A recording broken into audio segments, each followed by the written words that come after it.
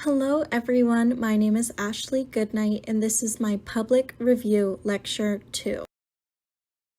The lecture I watched was The Physics of Genes and Material Science of Superheroes, given on October 2nd, 2017 by Dr. James Cook Kakalios, a professor in the School of Physics and Astronomy at the University of Minnesota. His presentation had 3 main sections. First, there was an introduction. His explanation started with his beginnings, his freshman seminar class, called Everything I Needed to Know About Physics I Learned from Reading Comic Books. This course's debut was perfectly timed, aligning with the release of a new Spider-Man movie. Dr. Kakalios' popularity skyrocketed, with his presence in demand on TV segments and news articles. His course was a hit. But news coverage was not its only benefactor. Superheroes made physics fun, and people ate it up. He goes on to give examples of physics in comic books and movies that he used in his class, which I will discuss later.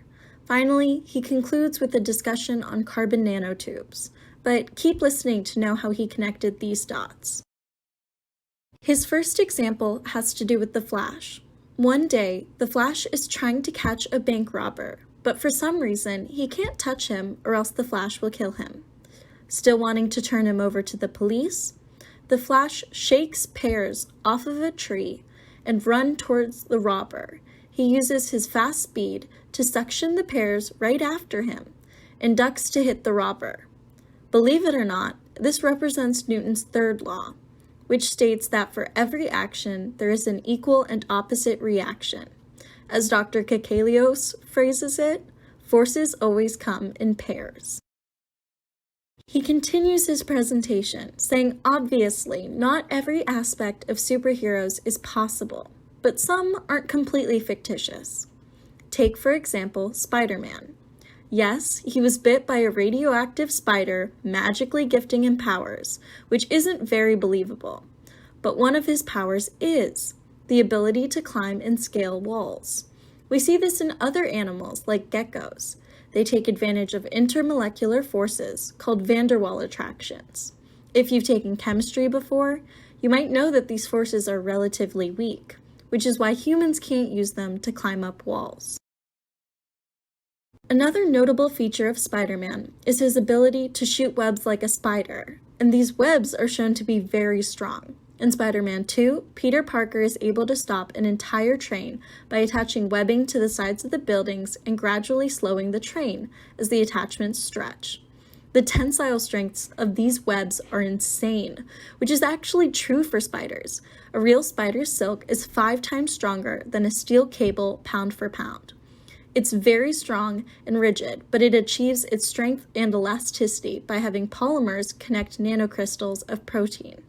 The holding is in a fluid-filled channel to uniformly distribute the forces along a line.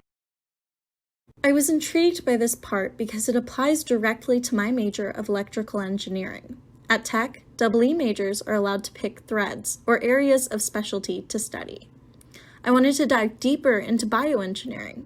Dr. Kakalios mentions that someday we might be able to produce a large enough amount of spider silk to support human weight, but we might have to perform genetic splicing of the specific silk production gene into a larger animal, preferably one that's easier to milk than a spider.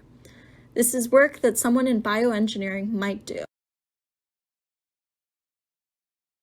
Another viable option that researchers have thought of is carbon nanotubes. Carbon, the same substance that forms so much like pencil lead, coal, and diamonds, might be the answer.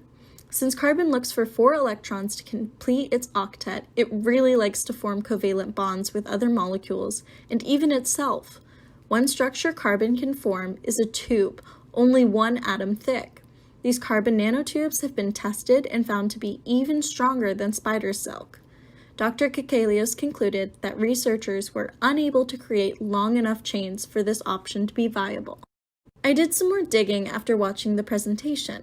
It looks like the production process with the most promise right now is called CVD. CVD allows for the production of larger quantities of carbon nanotubes under a more easily controlled condition and at a lower cost.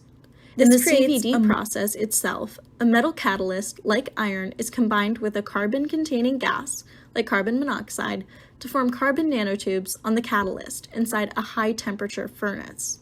This process has even been further refined to work purely plasma-supported, which requires slightly lower temperatures. This creates a more even distribution of nanotubes. With that, I am concluding my presentation. Thank you everyone for watching.